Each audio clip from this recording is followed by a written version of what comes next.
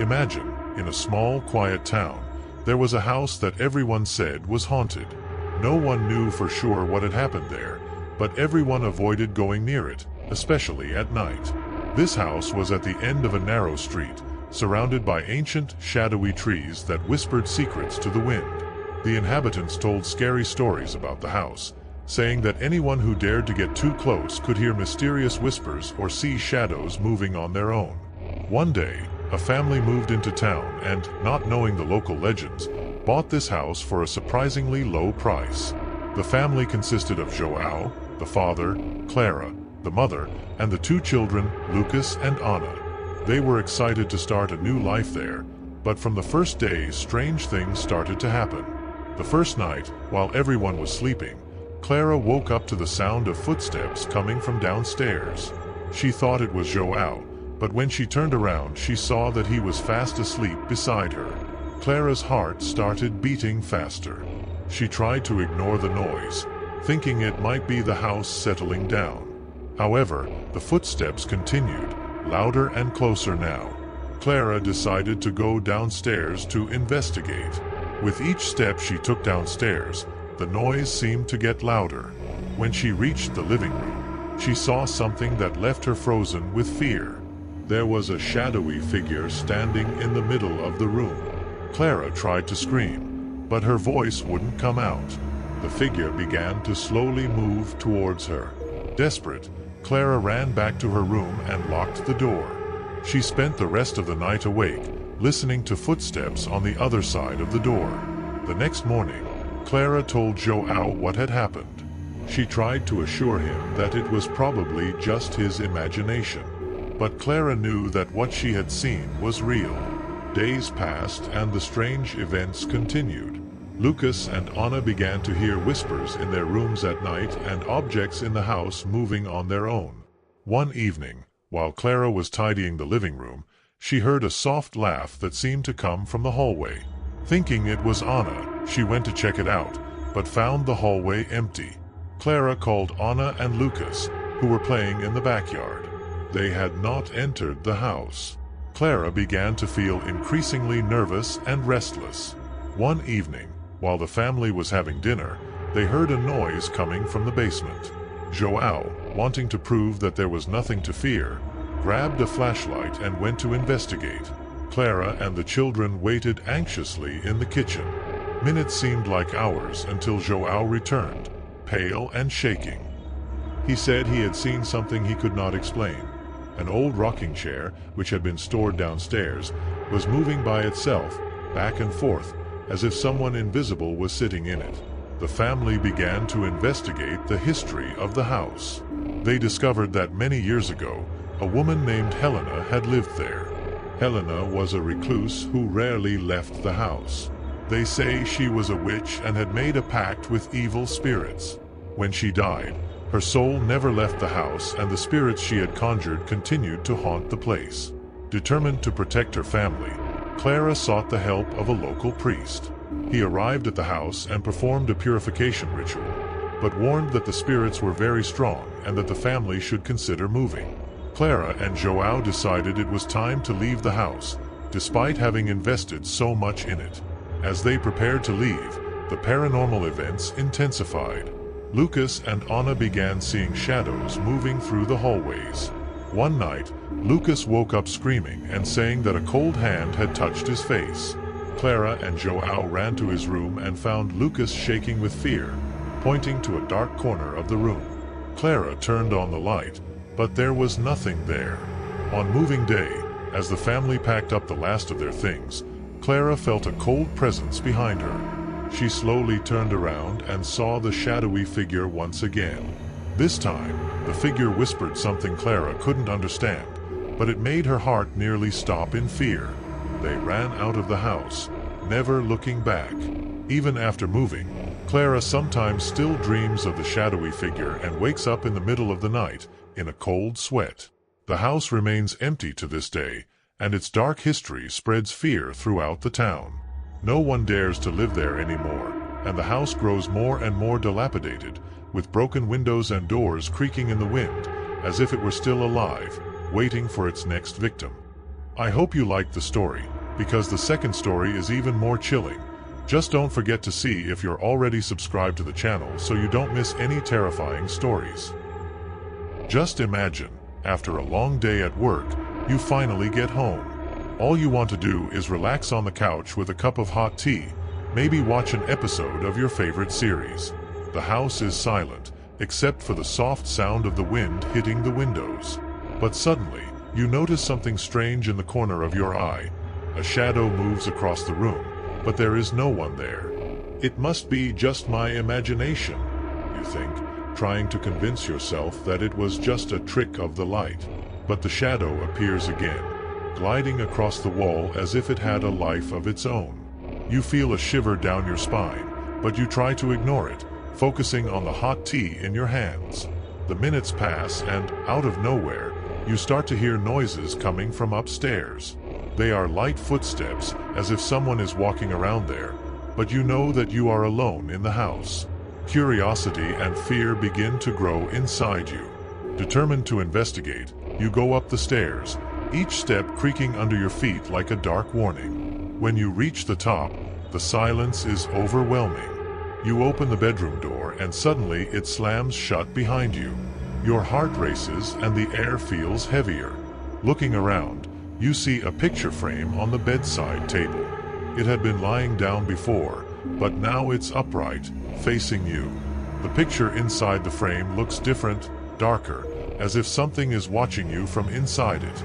These unexplained events start to happen more frequently. Objects move on their own, strange noises echo through the house, and that persistent shadow keeps looming, always lurking. Each new day brings a new mystery, a new fear, and you wonder, what exactly is going on here? One night, you decide to record the sounds coming from upstairs. You set up a tape recorder in the hallway and wait. The next morning, when you listen to the recording, your blood runs cold. There's a voice, whispering your name over and over, punctuated by soft, haunting laughter.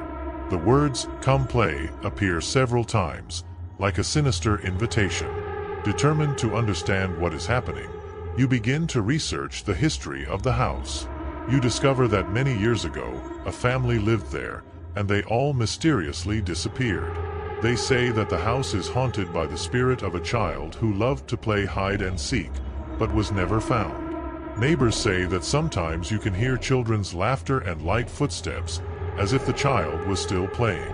One night, you wake up with a strange sensation, as if you were being watched.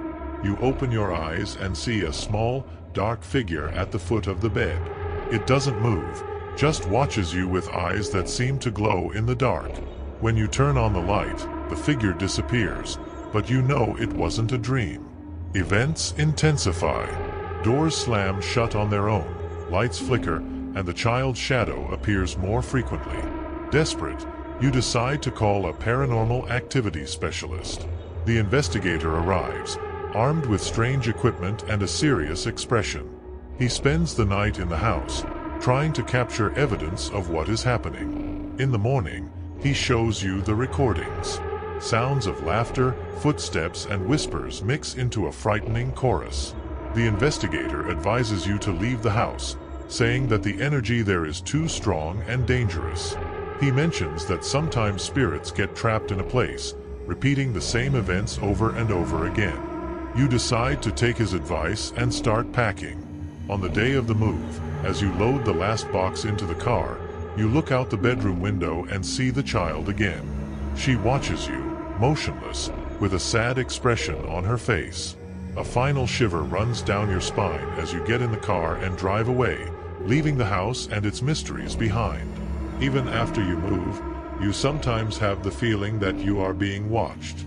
The memories of that haunted house never completely disappear, and you wonder if you will ever find peace. But for now, at least, you are safe. Or so you hope. I hope you liked the story, because the third story is even more chilling. Just don't forget to see if you're already subscribed to the channel so you don't miss any terrifying stories. I hope you liked the story. Imagine, on that cold October night, Joao came to me with wide eyes and a shaky voice. The fireplace crackled softly and the house fell into a comfortable silence. João came to me, holding my hand tightly and whispering, "Dad, I saw a man with a hat in my room." At first I thought it was just another one of his stories, but there was something in his eyes, a seriousness that made me pay attention. "What do you mean, a man with a hat?" I asked, trying to stay calm. João began to describe the man in gruesome detail. He was tall, with a pale face and dark eyes. He was wearing an old hat, the kind you only see in old photos. "He just stood there, staring at me," João said, his voice almost muffled. The description chilled me to the bone. I immediately thought of my father, who had passed away a few years ago. He had such a hat, a gift he treasured. It was strange to think there could be a connection, but the coincidences were unsettling. As João spoke, I felt a mix of fear and curiosity. Could it be that my father's spirit was trying to visit us? Or was something more sinister going on? From that moment on, the nights were never the same. Over the next few nights, I began to notice things that had previously gone unnoticed. Strange noises came from upstairs, like light footsteps or creaking wood, even when everyone was downstairs. Sometimes I felt a cold breeze pass by me, even with the windows closed. One night I decided to stay up and see if I could figure out what was going on. I waited until everyone was asleep and sat on the couch in the living room, staring at the stairs leading to the bedrooms.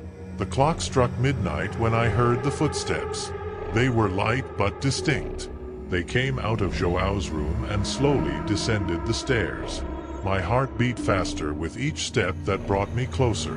Suddenly I saw a shadow form at the top of the stairs. It was tall and had the silhouette of a man wearing a hat. The shadow paused for a moment, as if watching me.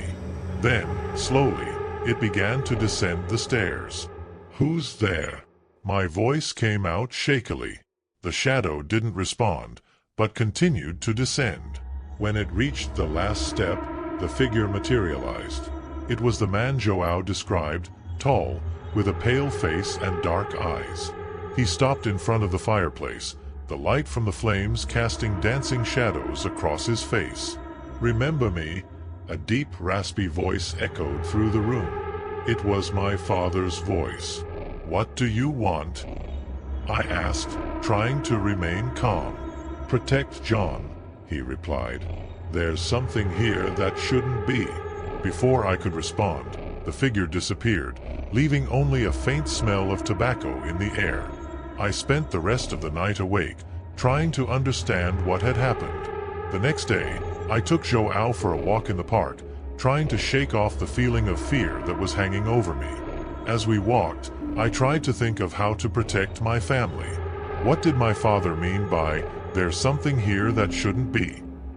Returning home, I began to research the history of our house. I discovered that the land our house was built on had a dark history. In the early 20th century, there was a small village there and many people had mysteriously disappeared. Local legends spoke of a shadowy man who appeared at night and took with him those he found. I decided I needed to take action. I spoke to João and explained that we were going to do some protection rituals. He, always curious and imaginative, was excited by the idea.